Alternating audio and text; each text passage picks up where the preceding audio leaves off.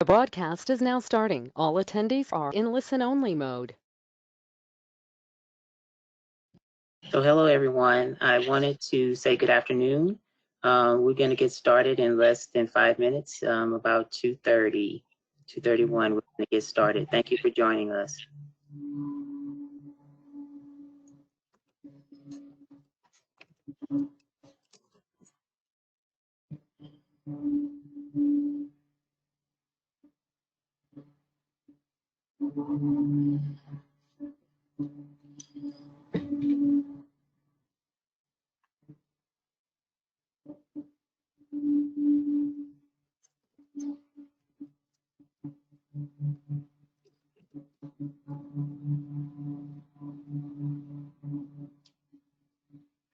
Gosh.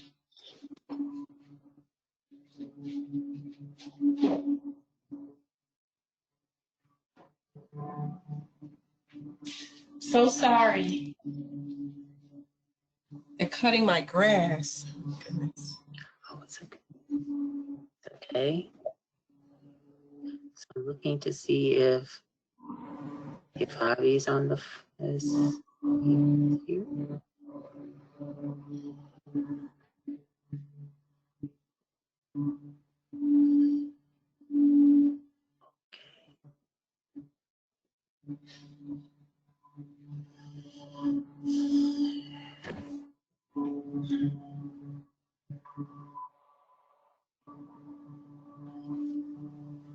Okay.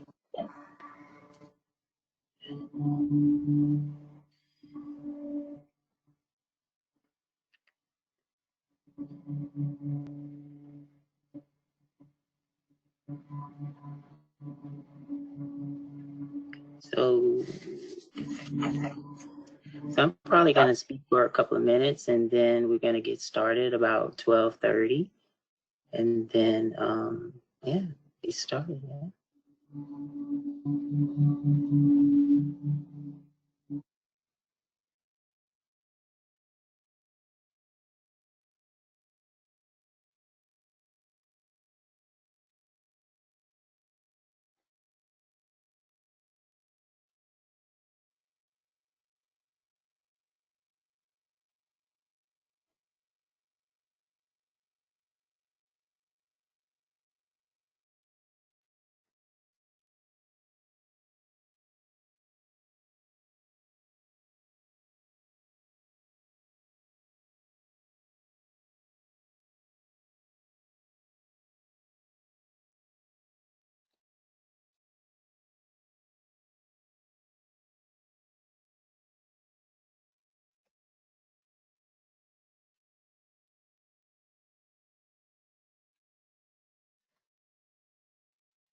So welcome everyone to week 2 of the COVID-19 housing provider sharing and problem solving session. This is Torlin from All Chicago. I have my colleagues Bridget and Jennifer. We're on the line today who are going to be help monitoring today's presentation. We're going to use the raise your hand feature to assist us today. So in about 2 minutes or so, I see people are still logging on. We have roughly about 65 people. So we're going to keep building those numbers. So about 2:32, we're going to get it started. So thank you for joining us today.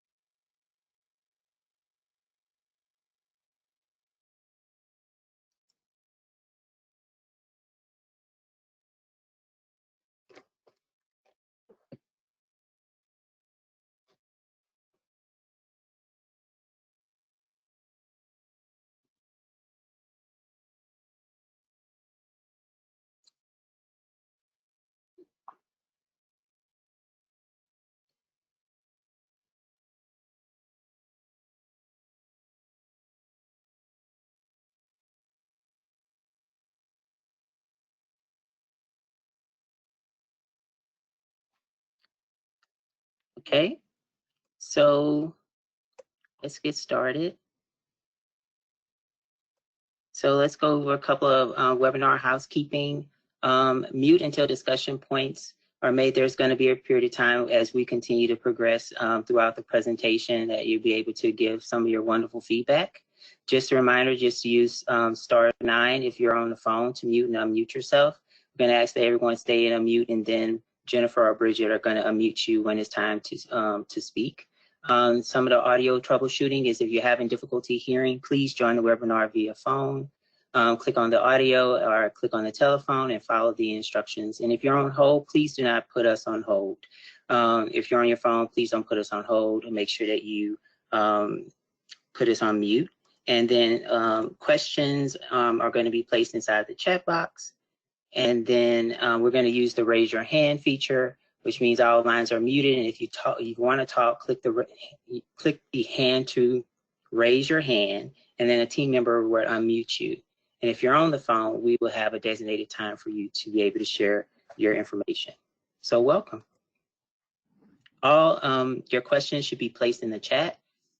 These are questions, ideas, comments, resources, etc. Just place it all in the chat. We compile that information, and then at the end of the presentation, this recording will be placed in the LMS along with any other additional handouts, and all those resources. We're going to compile that information and we'll store it in the LMS.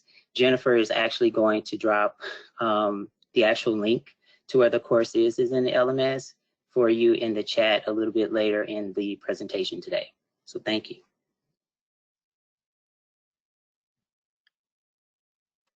Okay, so here are our goals.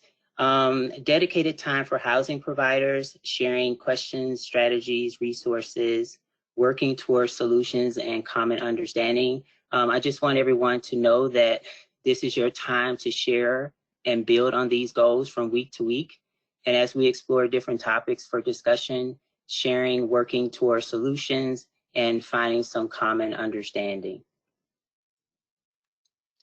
Our topics for today will be virtual case management.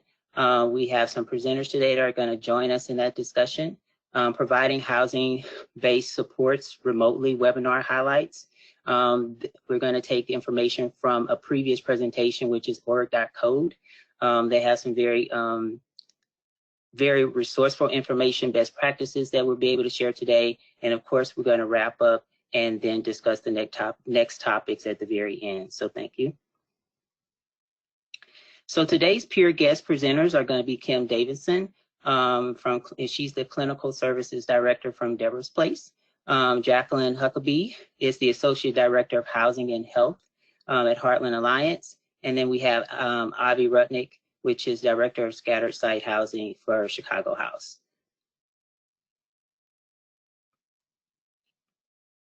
So we'll be placing on the recording and the slides, as I stated earlier, and then we're going to have Jackie actually lead us at the beginning of our topic for today. So Jackie is going to start the discussion for us today. So Jackie, or Jacqueline Huckabee, are you ready? I am. Good afternoon, everyone. Please forgive me. They're cutting the grass outside, so I hope you can hear me clearly. My name is Jacqueline Huckabee. I am the Associate Director at Heartland Alliance, and I'm over the Housing and Health Division. So today I want to just talk about a little bit about my program model that I supervise. I am over the regular rehousing, COC, and ESG program. And within that model, we house individuals and families in scattered site housing. And since we're undertaking this situation within the country, and we follow our philosophy of care that every individual has a right for safe and affordable housing, we wanted to continue with our program plan and continue to move participants who are dealing with homelessness and placing them in affordable housing opportunities. So today I want to just talk about how are we doing that in the days of COVID-19? So again, following our harm reduction and trauma-informed philosophy of care, we wanted to figure out how can we move people from shelters and living on the streets into actually units. So we have gone 100% virtual. So what we've done is we continue to get referrals from various entities. And what we're doing is we're doing intakes over the phone with participants. And once the intakes are done via the phone, that document is moved to the next level of housing. So at that point, our housing resource developers, they work with the participants in talking to them over the phone, again, safety first, and finding out what side of Chicago that particular family would like to live on. So with that information, we link them up with appropriate landlords who have agreed to go virtual. So of course, in our housing work, we have to do housing inspections. So we partner with landlords who will actually, via FaceTime or whatever tool they're using, they're actually walking through that unit, and we're able to kind of visually see, at least prematurely, if that particular unit is safe for our participants to move in. So again, that does take some coordination with the landlord. Once we deem that that unit is ready for our participants to move in, we do fill out a form, our housing inspection form, and notate on that form that, again, it was done virtual, because once this COVID-19 is over, we have a spreadsheet, and we want our housing people to go back out and do an actual inspection. So once the virtual inspection is completed, that landlord will produce a lease. We have been approved to get electronic signatures on that lease. And then we're able to have that particular family move into that unit. We have been doing this particular strategy for the last few weeks. So we're very happy that our work hasn't been totally stopped in regards to housing individuals. So after our families have moved into their unit, we do begin, just like any other time, the case management component. Our case managers, again, not able to actually go out to those units, are calling those participants on a frequent basis to make sure that they're doing fine, to make sure the transition has been smooth. We've also partnered with Chicago Furniture, where they have provided resources for our participants, and they also are doing their work virtual. So, you know, with that, we're able to, again, move our participants from their homelessness situation into housing opportunity. We're trying to just think of, again, creative ways as we move forward with housing our participants. And one of the things that I will share that is right on our plate is, like, how do we disperse resources, such as if we are able to give gift cards and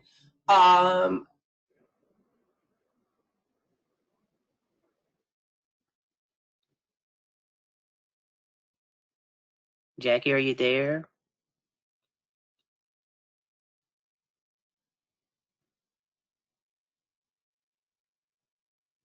Okay. So we're going to give her a couple of minutes. Jackie, we can't hear you, but we're waiting for you to just chime right back in for us.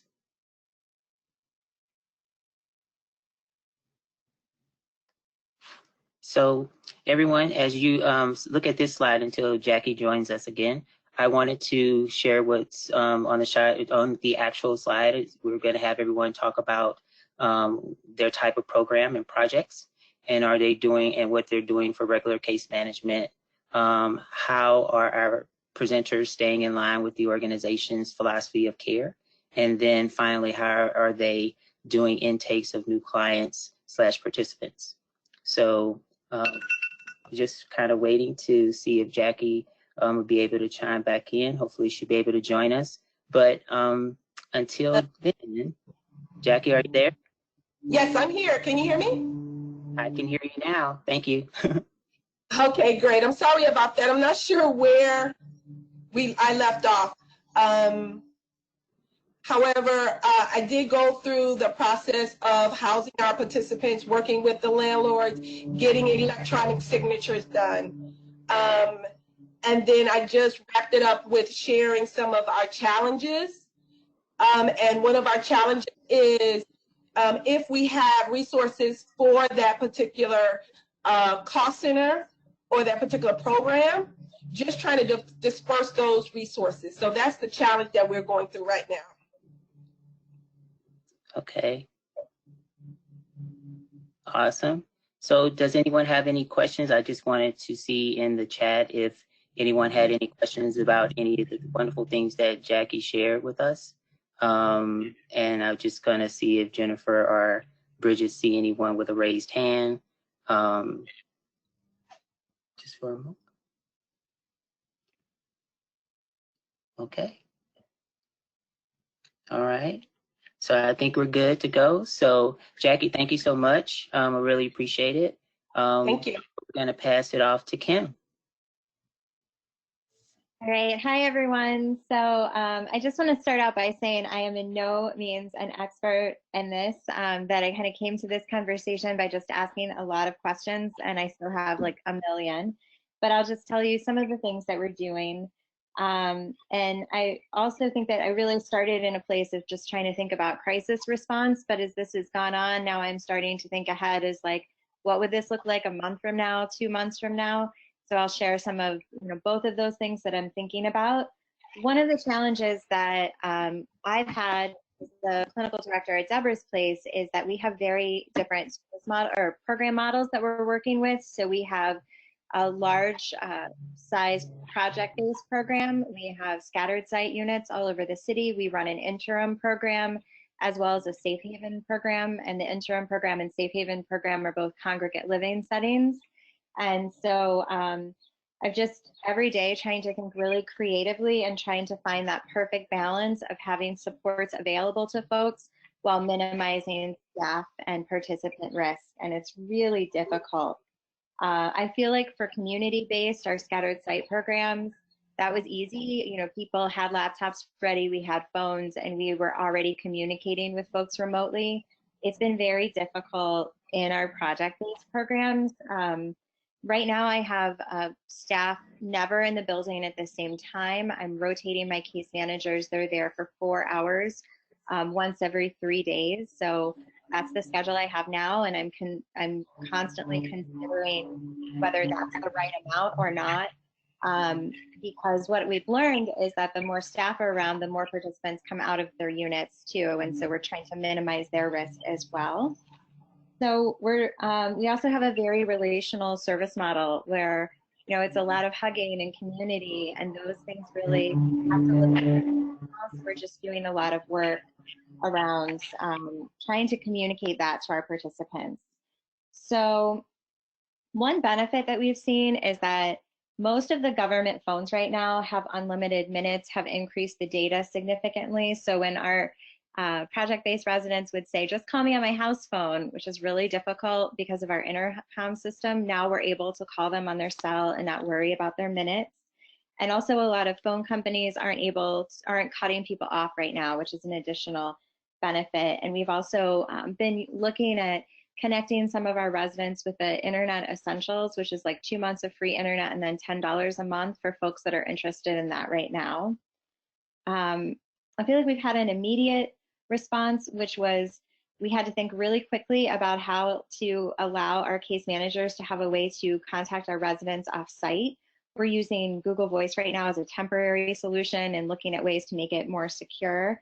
And then we also had to immediately try to do an assessment of how to get in contact with all of our residents, especially, so I'm speaking a lot about project-based, because normally we use their house phones. So we called all of them. We got their cell phone numbers. We asked how often they wanted us to contact them, and what preferred ways, if they wanted us to text them, if they wanted us to call, and also tried to do a little assessment about their knowledge of technology and kind of where they were at and what they had access to in their apartments to keep them busy too.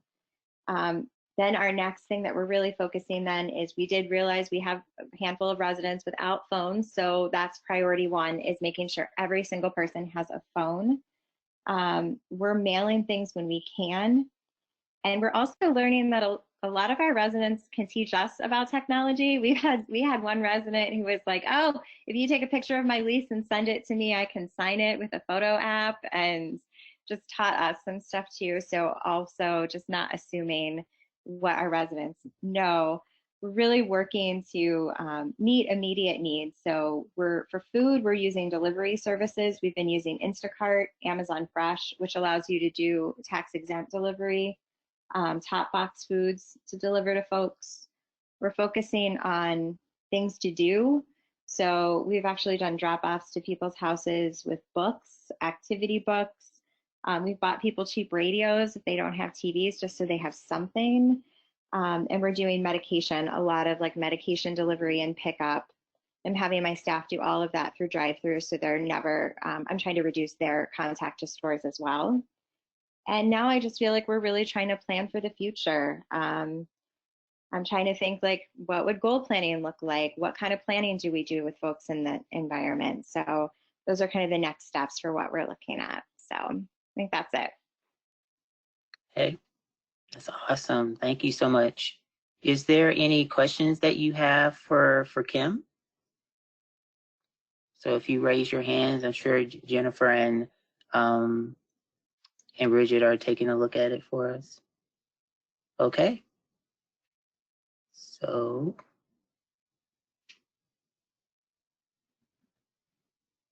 okay, I am looking.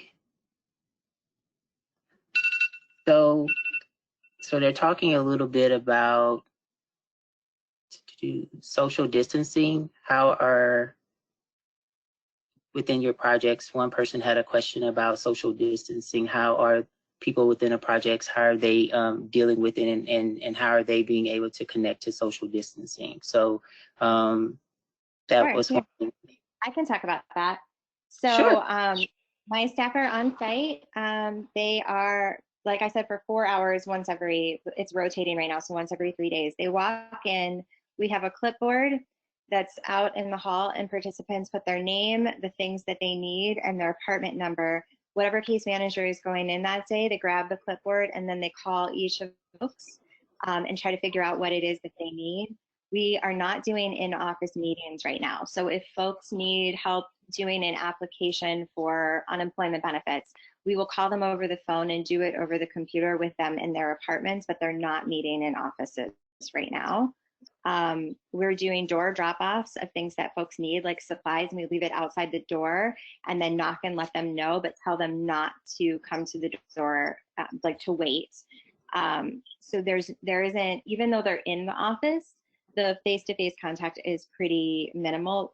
One of the hardest things though is like when our staff are like walking in the door to the office, or like if they have to go to the bathroom, it's just constantly reminding people.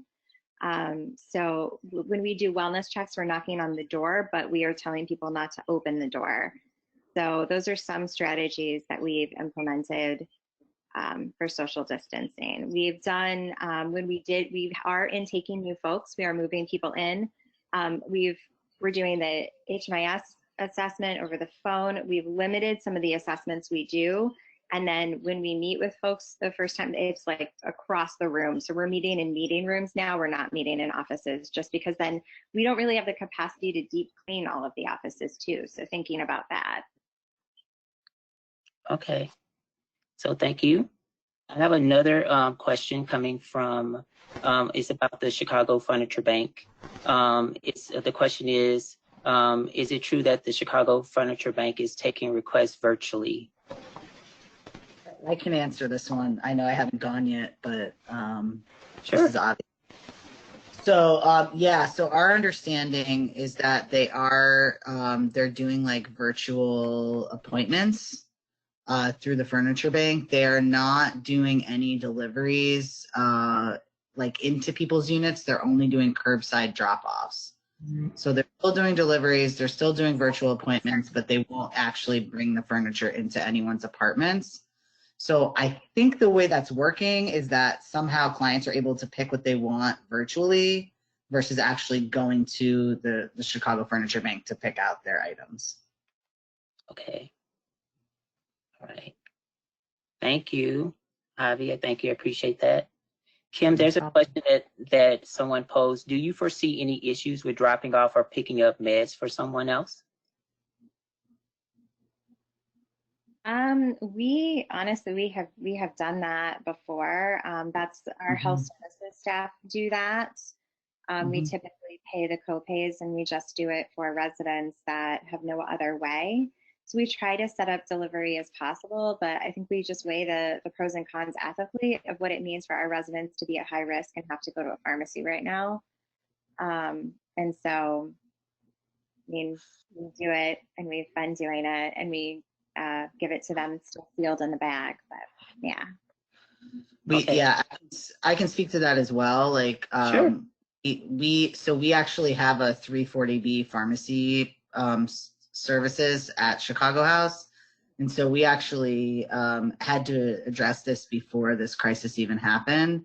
So just for best practice, like I would recommend writing up a policy for how you do that, including, like Kim said, ensuring that the bag is still sealed and that you have some sort of sign-off process. And then a lot of the pharmacies are doing delivery as well. So depending on what pharmacy the client goes to, you might be able to arrange for the pharmacy to deliver prescriptions, given that this could be going on for some time. Okay. Thank you. Thank you very much. I have one more question, and then Avi, I'm going to let you transition into. It said, are you assisting individuals that don't have required documentation for proof of program eligibility? For example, client doesn't have valid form of ID or disability proof. We're just being way more flexible right now. Okay. We are documenting as much as we can and taking guidance from our funders who are telling us to house people. We have an affidavit form that we have folks fill out that says that they're working to get their ID, and we document all of that, but we are trying to work around that as much as possible. Okay.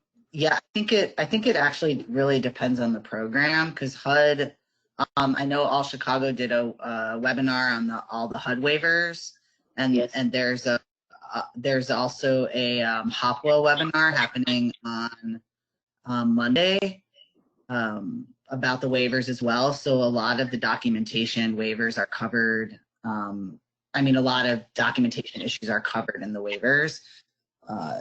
So I think yeah.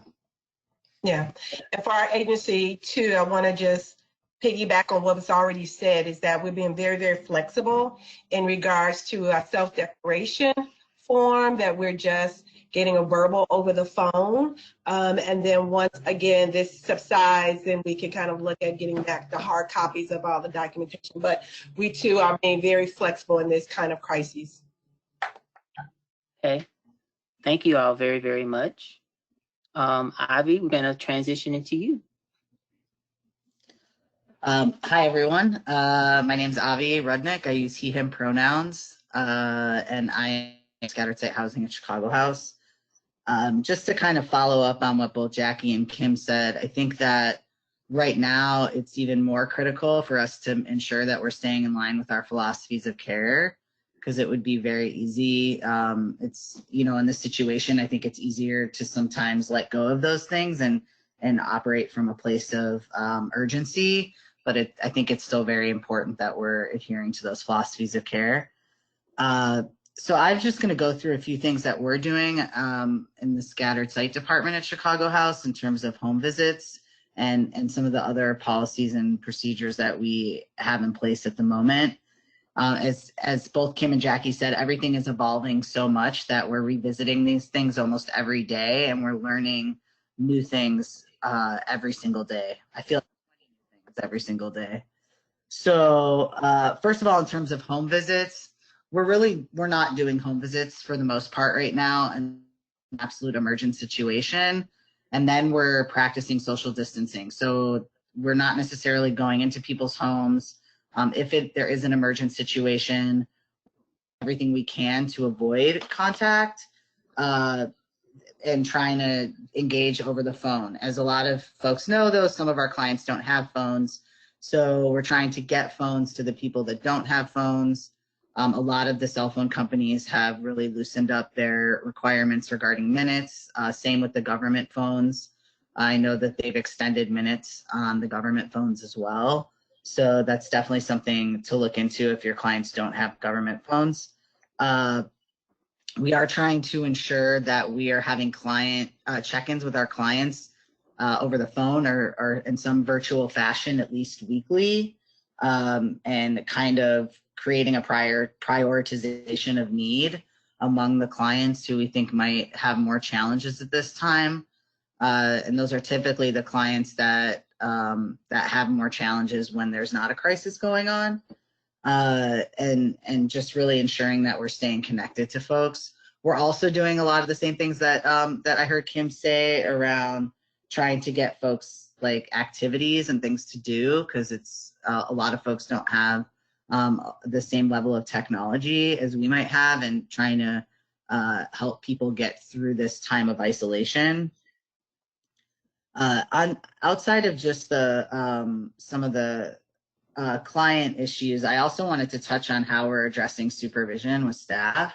I think that is going a long way towards ensuring that our clients' needs are being met, because staff are also feeling the emotional impact of all of this. And so I've been making a point to with all managers to have at least weekly video supervision with all of their staff. And then I've also been every week we do a check-in at the beginning of the week over email, and people send photos back and forth to each other and things like that. And I think that it's been a huge help in keeping people focused on working with clients and keeping our staff connected to each other through this time. Some of the things that we're talking about with clients and that we're going over in supervisions are, one, like how clients are feeling around the isolation, and also ensuring that we're educating people as much as possible about COVID. And so we've actually sent stuff in the mail to clients about, just some of the public health requirements and what's going on, just to keep people informed. And then we've been having those conversations with folks over the phone. We've been doing non-contact drop-offs of any resources that are needed. So we've been sending incentives through the mail. We've been dropping off incentives at people's houses, whether that's food cards or transit cards for some of our clients who work. We've also been utilizing ride sharing. So we've been using Lyft rides. I have set up a concierge account, which is a really great tool for, if folks don't know about it, for ride sharing, where you can set up ride shares for clients through Lyft instead of having to use your own account or the clients having to create an account. And then we're also, obviously checking in with folks about regarding emotional support, any emotional support they might need. One area I did want to touch on was planning. I know that a lot of us have funder requirements around service plans, and so we've been talking with staff a lot about kind of rethinking what service planning looks like right now. So instead of, focusing on the goals that clients may have had prior to this, almost creating new service plans that are more focused on immediate needs versus, focusing on things that might not actually even be possible right now, or that might not be in the forefront of people's minds. And that's something that we really, that I really appreciated about that org code training that I attended the webinar last week. Another thing that we're also doing is in terms of, I heard folks talking about not getting signatures on things. You know, we still want to make sure that we're doing ROIs with people. And so what I've been having staff do is fill out the ROIs as if they would have a signature on them, and then get basically verbal approval from clients, and then documenting that in case notes. So then we can go back and get those signatures, and we're not having to go back and remember what we did, like still staying on top of the paperwork, but just to track everything and then know that we can get signatures later. Another thing that we're doing besides just doing grocery delivery is we're going to start doing, because one, Instacart is on strike. So for people who don't want to cross the picket line with Instacart, we're also thinking about, since most grocery stores right now are doing where you can order online and then you can go do curbside pickup, that we might actually start assisting clients with doing grocery orders online, and then staff, because most of our clients don't have vehicles, so to keep them from getting exposed by going on public transit, that we could go pick up those groceries and then drop them off at a non-contact drop off at the client's apartments or homes. And then the last thing I wanted to touch on is substance use. And I think this is something that came up in the org code webinar that I found to be very helpful, is that a lot of our clients who are actively using substances are still going to be going out and trying to get those substances. And so thinking about ways that we can have conversations with those clients about how to do that in the safest way possible. And I think that's really hard right now, but thinking about where clients are buying their substances, how they can limit contact in those interactions, and just trying to, you know, still apply our harm reduction philosophies of care in the current climate. So I think that's about it. I could probably go on, but I'll stop myself. Okay. So we have a couple of questions that were coming in from the audience. It says, for groceries, are you taking individual grocery orders, or are you just getting like a one-size-fits-all package for each person? So we were doing one size fits all, but we're thinking about options of doing that with clients. I mean, we honestly haven't gotten the funding for it, so we're waiting to hear from, you know, All Chicago and to hear from IDHS to just make sure we're approved for some of these things. We're thinking about trying to tailor it a little bit more, because our case managers are working from home, and you know, some of my case managers have 15 to 20 clients, and they're not traveling all over the city right now, so they have a little bit more time to have those interactions with clients. And so I do think it's possible to do some more tailored orders. I think it really depends on the nature of your program, depending on whether that would be realistic or not. But we've done both, essentially. We just don't want to just keep giving people cards only, because then they have to go to the grocery store and then potentially have greater exposure. Okay, thank you. And this question is about eviction prevention. One of the questions that someone posed to Kim: is there an eviction prevention on hold? Is your eviction prevention on hold? And someone shared a resource. Eric Ernst shared a resource saying Harm Reduction Coalition has some great information for drug use during the pandemic, and then Chicago Recovery Alliance as well. That's great. Thanks, Erica. Yeah. So as far as eviction prevention, it pretty much right now, we have not been meeting with folks the way we were to avoid contact, but I think that, you know, our evictions are, well, we don't really evict anyway, but our evictions and anything going on with that is on hold right now. So we're just trying to think of creative solutions. But we've definitely, we're not looking at our rent payment the same way right now because of everything that's going on. And then we're working to address incidents individually. I mean, I think we have seen a few incidents in the last couple of weeks as folks' incomes have been impacted by this. and people's mental health has been impacted by this, and we're trying to do it on a case-by-case basis, because typically our eviction prevention is having a lot of people in a room to let people see like how serious we take it, and we have a lot of leadership presence and a lot of staff presence, and that's just not possible right now. So Okay. Yeah, we've had to think creatively about this as well, especially with some of our clients in our residential buildings, which I'll acknowledge is not my department, but we have had like some clients who were not adhering to the shelter-in-place order as well, and it was making other residents nervous. And so we've had to put in, you know, kind of we've kind of moved folks around in the building a little bit, so that if there's an individual that is, you know, going out more, and then we're able to kind of keep them a little separated from the rest of the residents. And you can't do that in every facility, but we're just constantly trying to stay creative about, you know, for our clients who are actively engaged in substance use in ways that is making it more challenging for them to adhere to the shelter in place, like trying to still think about harm reduction ways that we can keep everybody safe and, you know, in the building.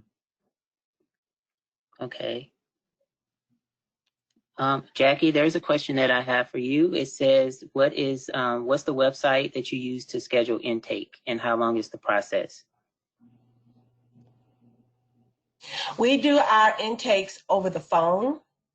So intakes are done over the phone. We do the virtual tours with the landlords using their phone. So it's not an actual website. So yeah, all of our work is via phone. Okay. Yeah.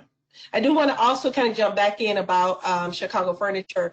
We have been using Chicago Furniture for our participants, and in actuality, they have more slots available or appointment times available because everything is virtual. So I just want to put that out, whoever asked that question about Chicago Furniture. And as Avi said, they are only delivering to the curbside. So one of the other conversations that we didn't have to have before, we are having now, is that our participants need to have assistance or get assistance in moving those items into their unit. So that's something that we're working through. Okay. So thank you. So I'm going to transition for a little bit. We have two polls that we want to share with our audience today to see what's some of the tools and some of the things that they're using in terms of resources, and then to transition into our next part of our presentation. So I'm going to the first poll question, and Jennifer's going to help us with that one. I mean, the first one is poll distributing resources. How are you distributing resources?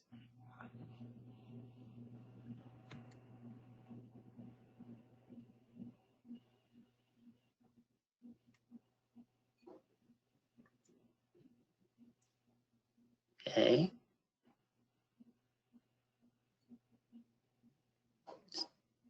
Just collecting this information. About 29%. We're trying to get as much as 70% of you to join in the poll.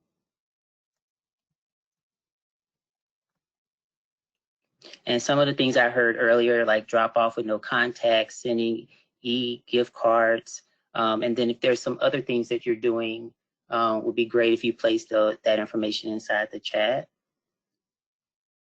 So I see roughly about, all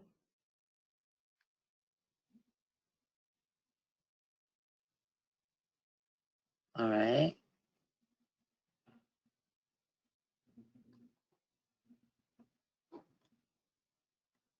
Okay.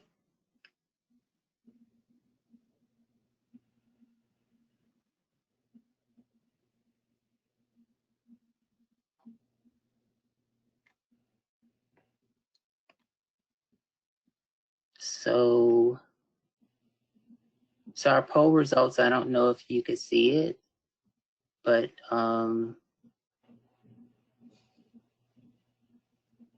roughly 86% of the people that actually participated in the poll, and I'm sorry if you can't see it right now, but 86% says they use a drop off with no contact. and then 14% says sending gift cards, and then we have about 23% says that they use other practices that they're placing in the chat. That can be things like that they use inside the chat. So yeah. Okay. So our other poll is, what type of technology are you using to talk to clients? Are you using things like the choices were like WhatsApp, Facebook Messenger, Google Voice, Zoom, and then other types you can put inside the chat. So we're going to get that going. So you can start voting.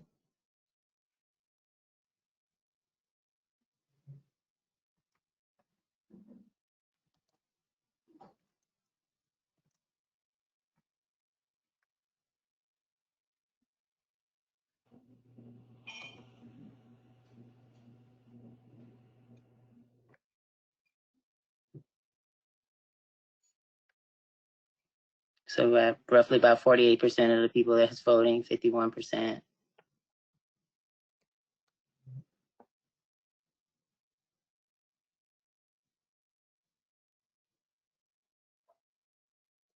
So we're almost at a minute. So right now it's roughly 63% are using Google Voice. Wow. And then there's 40% others that are placed in the chat, some other really great things that they're using.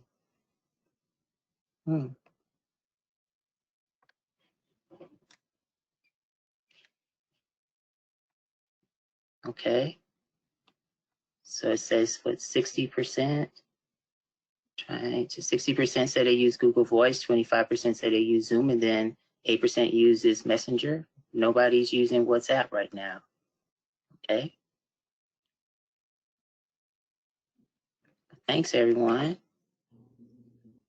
Okay. So I want to transition a little bit. Avi referenced the Oracle Consulting presentation that took place on March the 31st. I was actually had the opportunity to listen into that webinar as well too. And so the webinar, if you don't know anything about Oracle, it's a consulting incorporated. It works with nonprofits, government, private companies, non-governmental organizations. And they hosted a topic of providing housing-based supports remotely. The webinar highlighted these particular topics that I thought were pretty interesting. One of the topics was all the topics were centered around considerations for staff that work in rapid rehousing, as well as permanent supportive housing programs on how to support people remotely during the coronavirus pandemic. Topics include things like self-wellness, communicating with program participants, considerations for prioritizing time and who to serve, staying connected, supporting financial matters, supporting harm reduction, addressing food security, changing support plans, and assisting with crisis planning and supporting landlords. So I'm going to include the slides. I actually have the slides from the presentation that I'm actually placed inside the LMS, along with any additional resources that we may get on today. So I just wanted to share that with you. We'll do that sometime after the webinar later on today. But Jennifer is going to share it more than likely at the very end. So I wanted to get, because I know I attended the particular presentation, and I know that both Avi and Kim also participated as well.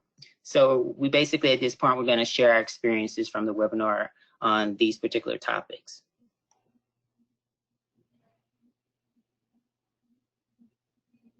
So for prioritization or prioritizing, I see Kim, are you willing to share your experience with prioritizing and on these topics? So there was a wealth of topics as I read earlier, but we're going to focus on prioritizing service plans, substance abuse, and I think Avi touched on that pretty wonderfully previously in his communication.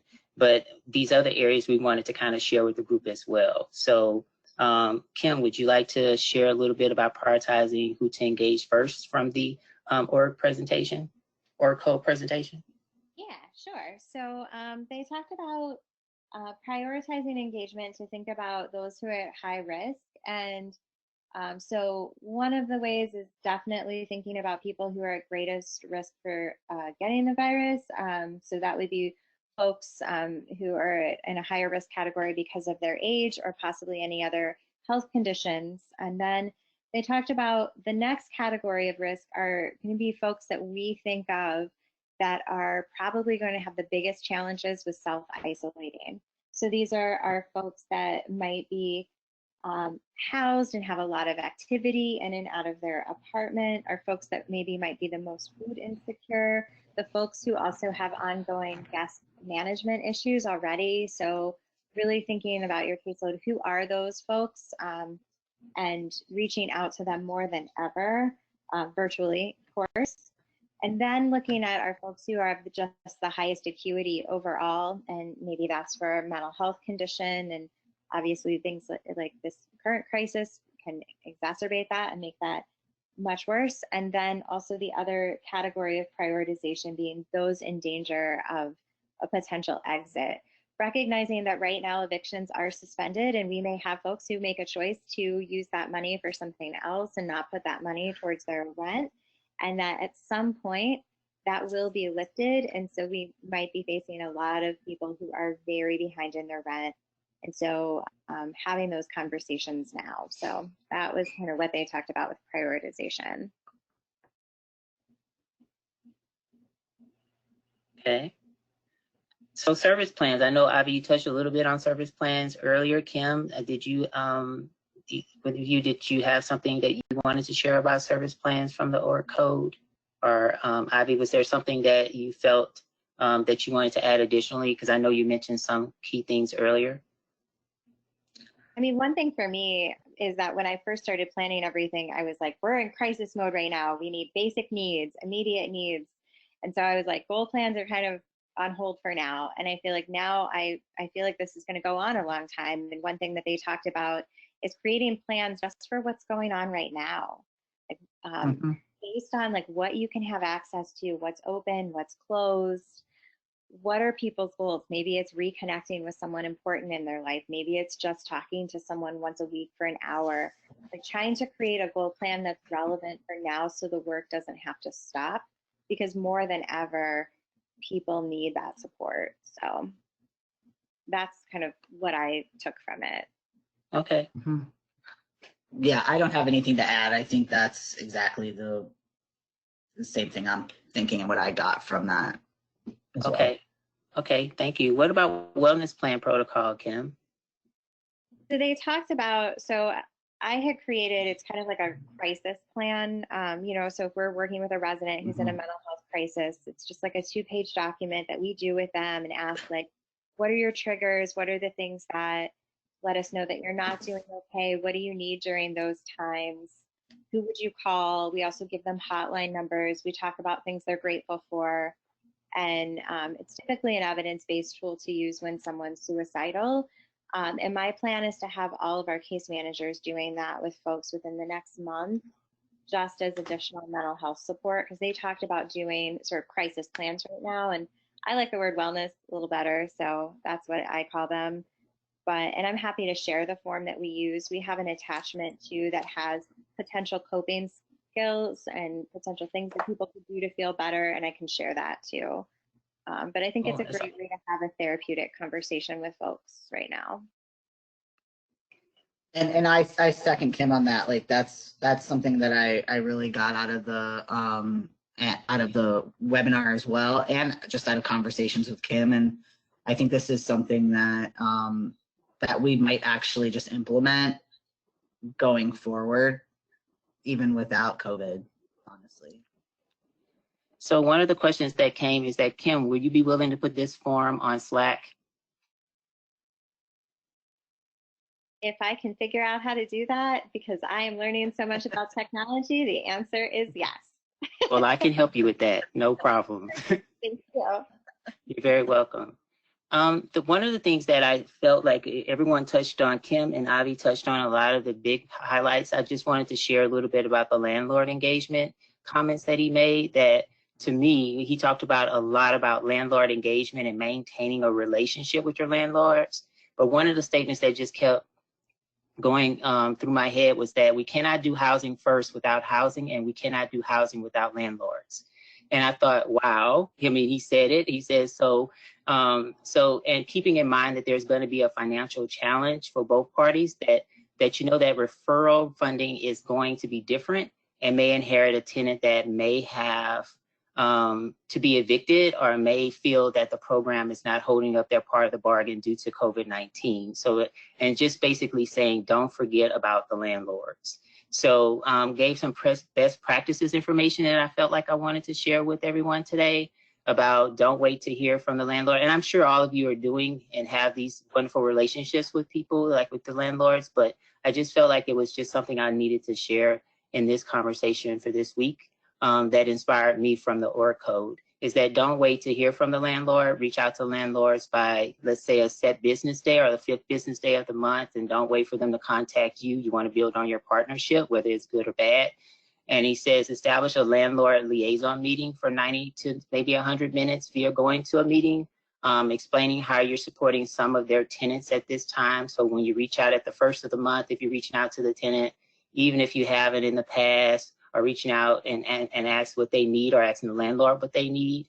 But then also problem solving. One of the key things he said, that problem solving issues that may result in a non-financial related eviction. Remember that delay and removal is a better opportunity for participants, and listen to the landlord's suggestions.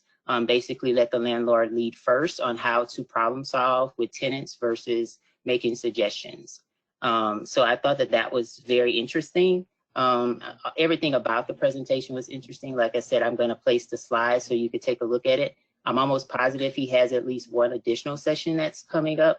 But the really cool thing about it is after you attended the actual presentation, they send you a communication to register so you can hear the recording. So if you have an opportunity, or if you attended it, then you probably could have an opportunity for you to go back and listen or share it.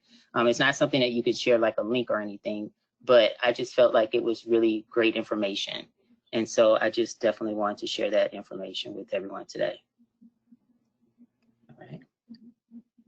So we're going to move on to this section. The last couple of minutes is that what are some things that you've been doing to support virtual case management within your organization, is what I'm asking everyone that's in attendance. We want to hear from you. So if you feel that you have something you want to share, I'm going to ask Jennifer or Bridget to unmute you so that you can share your comments with us today. Hi, everyone. So if you could please use the raise your hand button to indicate if you'd like to be unmuted, and we will go ahead and unmute you so you can speak.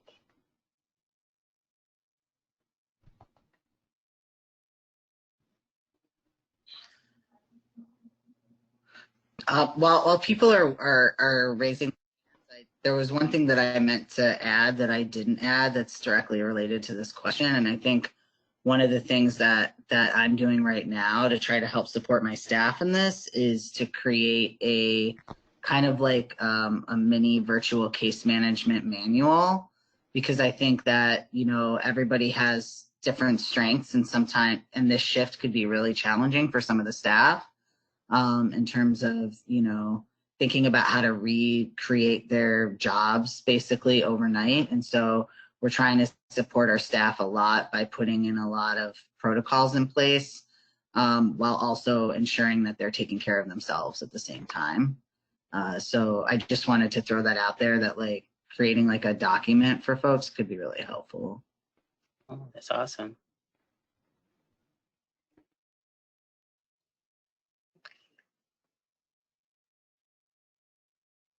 Anyone else? Okay. While they're still maybe thinking about some questions, I wanted to just jump in, piggyback off of Avi. Just with my agency, we're really trying to check in with our staff to make sure with their mental health, because some of them have been affected, their family members. So we've done like a weekly check-in, and not just to check in to see how they're doing, also just to check in to create community, and also to have fun. We did a scavenger hunt yesterday with the staff via Teams. So just for a moment, just to have a little fun in this time of crisis, I want to share that. That's awesome. Because that's important. That's very, very important. Thank you. Okay. So one of the things I wanted to go in the future topics and for our next session that's going to take place on the 16th is that the next future topic is going to be on around two big questions as how are you helping your staff during COVID-19, basically some of the wonderful things that all of you shared, but also Jackie just basically made a good point. How can you support the team as a manager? And so if you have any other questions or any ideas about any topics that you'd like to see supported, please let us know in the chat. If you're interested in becoming a presenter like Jackie and Kim or Avi did today, please email me and let me know your interest. I would be happy to work with you if you'd like to plan or facilitate a future session. Our next session is going to take place on Thursday, April 16th. We're going to focus on those two questions as our topic. And if anybody has any additional comments that they would like to place in the chat, I would appreciate it. And so I want to show value and intent to everyone's time. And I wanted to finish up by saying thank you to Jackie and to Kim and to Avi for coming in today and sharing some of their best practices and how they are navigating through this crisis with their teams and within their organization. So thank you very much.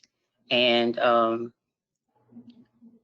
if there's anything else, please place in the chat. And so we'll go up till 3:30. If there's any other additional comments anyone would like to make, would be great as well.